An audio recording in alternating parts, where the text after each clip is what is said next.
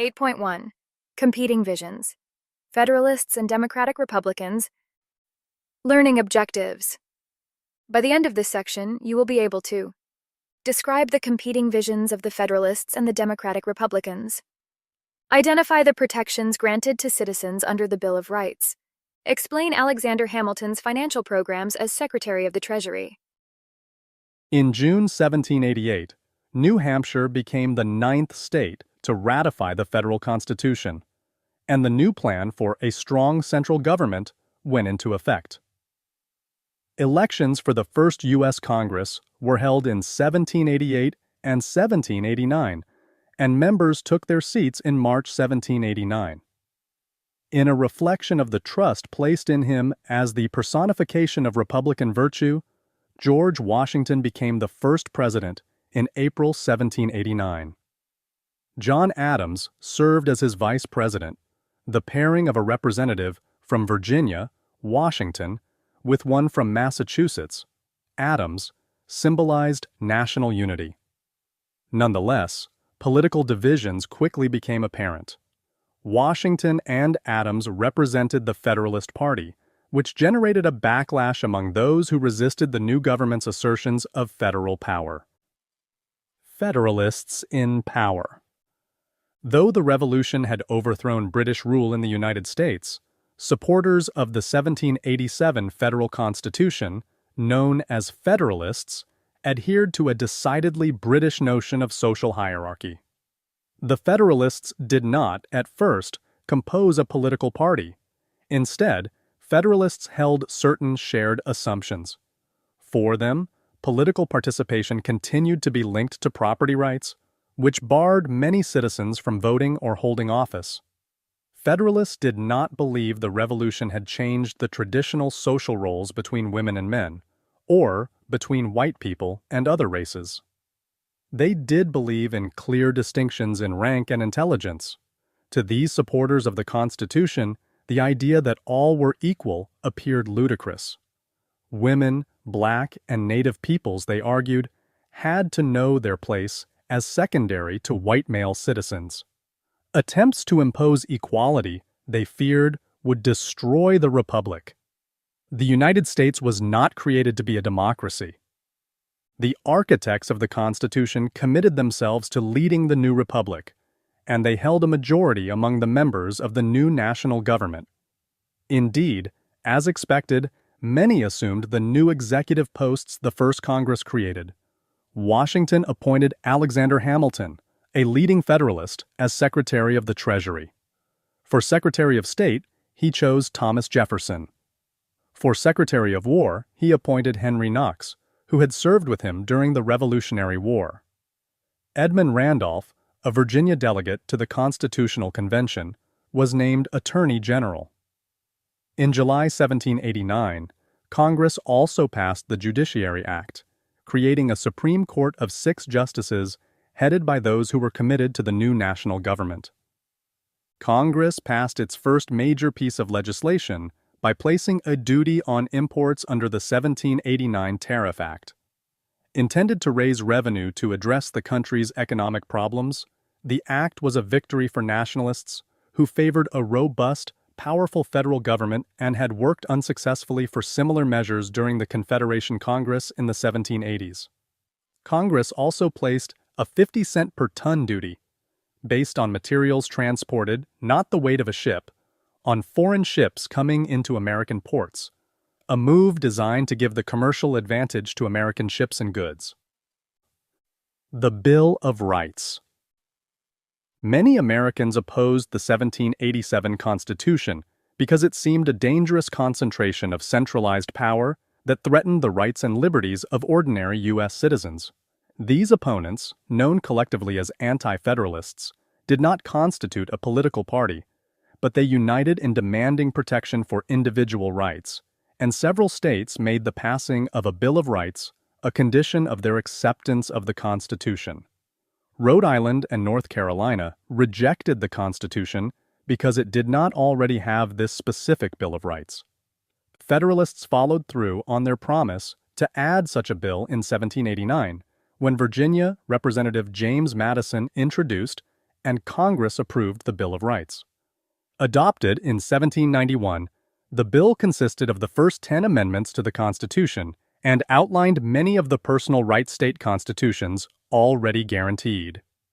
The adoption of the Bill of Rights softened the anti-federalist opposition to the Constitution and gave the new federal government greater legitimacy among those who otherwise distrusted the new centralized power created by men of property during the secret 1787 Philadelphia Constitutional Convention.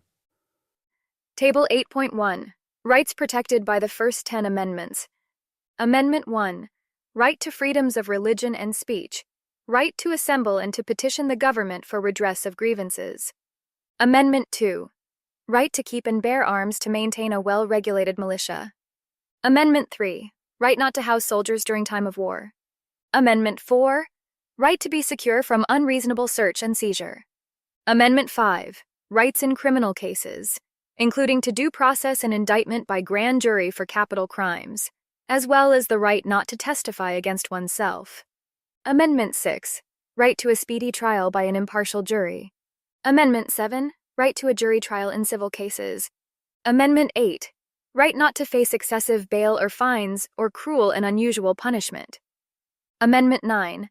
Rights retained by the people, even if they are not specifically enumerated by the Constitution. Amendment 10. States' rights to powers not specifically delegated to the federal government. Alexander Hamilton's program. Alexander Hamilton, Washington's Secretary of the Treasury, was an ardent nationalist who believed a strong federal government could solve many of the new country's financial ills. Born in the West Indies, Hamilton had worked on a St. Croix plantation as a teenager and was in charge of the accounts at a young age. He knew the Atlantic trade very well and used that knowledge in setting policy for the United States. In the early 1790s, he created the foundation for the U.S. financial system. He understood that a robust federal government would provide a solid financial foundation for the country. The United States began mired in debt. In 1789, when Hamilton took up his post, the federal debt was over $53 million. The states had a combined debt of around $25 million, and the United States had been unable to pay its debts in the 1780s and was therefore considered a credit risk by European countries.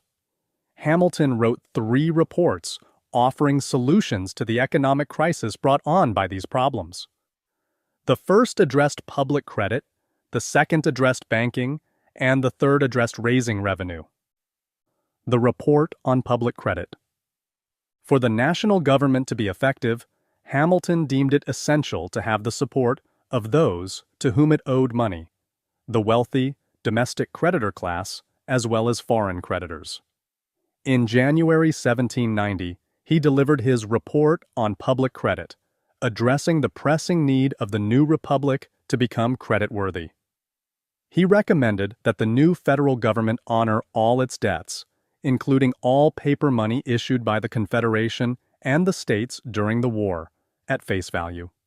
Hamilton especially wanted wealthy American creditors, who held large amounts of paper money to be invested, literally, in the future and welfare of the new national government. He also understood the importance of making the new United States financially stable for creditors abroad. To pay these debts, Hamilton proposed that the federal government sell bonds, federal interest-bearing notes, to the public. These bonds would have the backing of the government and yield interest payments. Creditors could exchange their old notes for the new government bonds.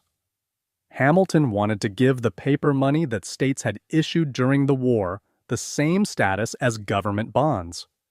These federal notes would begin to yield interest payments in 1792.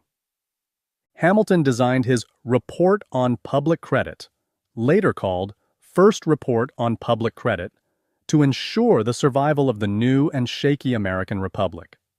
He knew the importance of making the United States financially reliable, secure, and strong, and his plan provided a blueprint to achieve that goal. He argued that his plan would satisfy creditors, citing the goal of doing justice to the creditors of the nation. At the same time, the plan would work to promote the increasing respectability of the American name, to answer the calls for justice, to restore landed property to its due value, to furnish new resources both to agriculture and commerce, to cement more closely the union of the states, to add to their security against foreign attack, to establish public order on the basis of upright and liberal policy. Hamilton's program ignited a heated debate in Congress. A great many of both Confederation and state notes had found their way into the hands of speculators, who had bought them from hard-pressed veterans in the 1780s and paid a fraction of their face value in anticipation of redeeming them at full value at a later date. Because these speculators held so many notes, many in Congress objected that Hamilton's plan would benefit them at the expense of the original note holders. One of those who opposed Hamilton's 1790 report was James Madison, who questioned the fairness of a plan that seemed to cheat poor soldiers. Not surprisingly, states with a large debt, like South Carolina, supported Hamilton's plan, while states with less debt, like North Carolina, did not. To gain acceptance of his plan, Hamilton worked out a compromise with Virginians Madison and Jefferson, whereby in return for their support, he would give up New York City as the nation's capital and agree on a more southern location, which they preferred. In July 1790, a site along the Potomac River was selected as the new federal city, which became the District of Columbia. Hamilton's plan to convert notes to bonds worked extremely well to restore European confidence in the U.S. economy. It also proved a windfall for creditors, especially those who had bought up state and Confederation notes at far less than face value. But it immediately generated controversy about the size and scope of the government. Some saw the plan as an unjust use of federal power, while Hamilton argued that Article 1, Section 8 of the Constitution granted the government implied powers that gave the green light to his program. The report on a national bank. As Secretary of the Treasury, Hamilton hoped to stabilize the American economy further by establishing a national bank.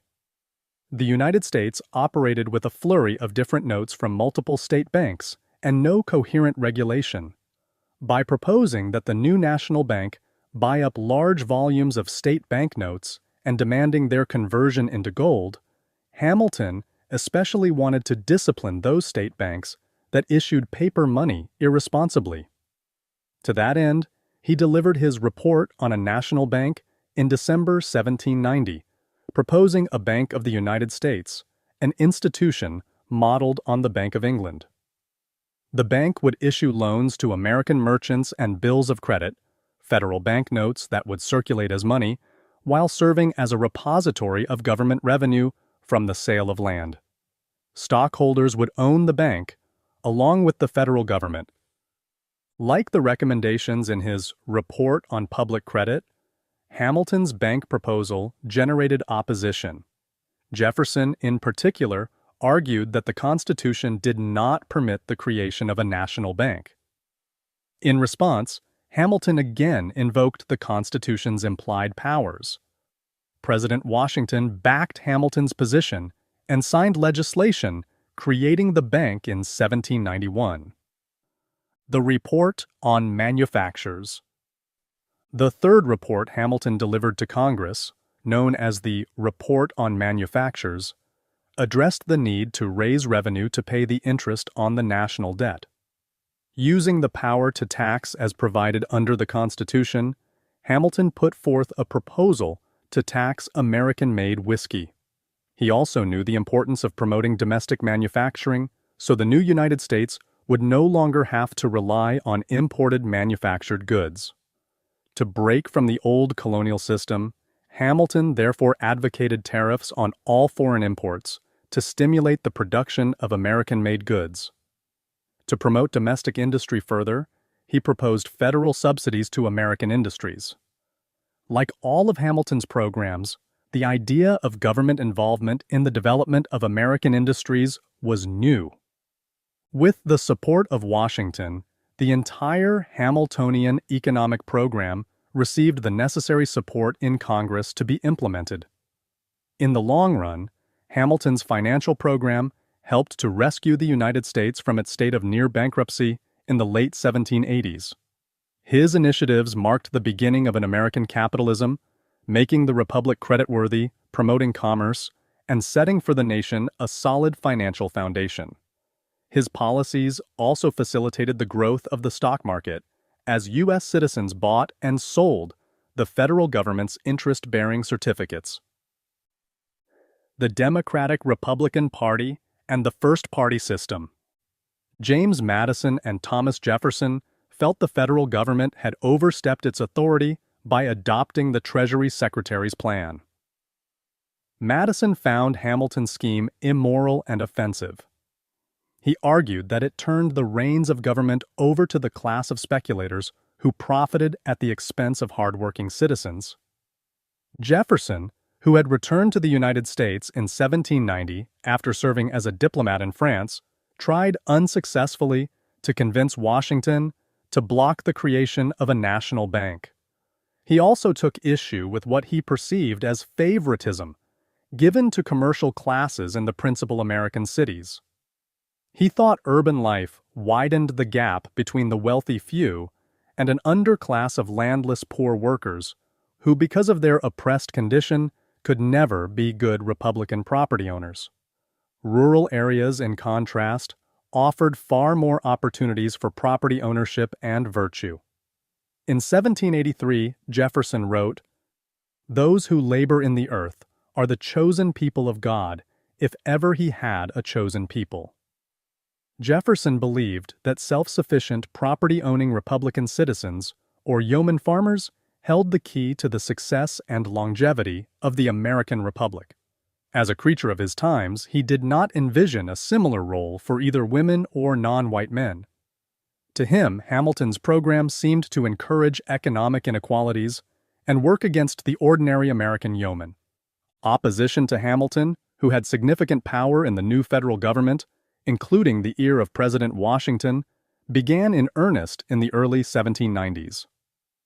Jefferson turned to his friend Philip Freneau to help organize the effort through the publication of the National Gazette, as a counter to the Federalist press, especially the Gazette of the United States. From 1791 until 1793, when it ceased publication, Freneau's partisan paper attacked Hamilton's program and Washington's administration. Rules for changing a limited Republican government into an unlimited hereditary one, written by Freneau, is an example of the type of attack aimed at the national government and especially at the elitism of the Federalist Party. Newspapers in the 1790s became enormously important in American culture as partisans like Freneau attempted to sway public opinion. These newspapers did not aim to be objective. Instead, they served to broadcast the views of a particular party.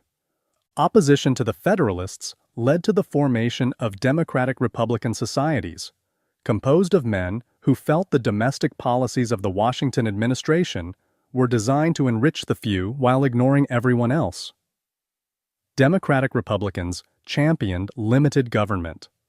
Their fear of centralized power originated in the experience of the 1760s and 1770s, when the distant, overbearing, and seemingly corrupt British Parliament attempted to impose its will on the colonies.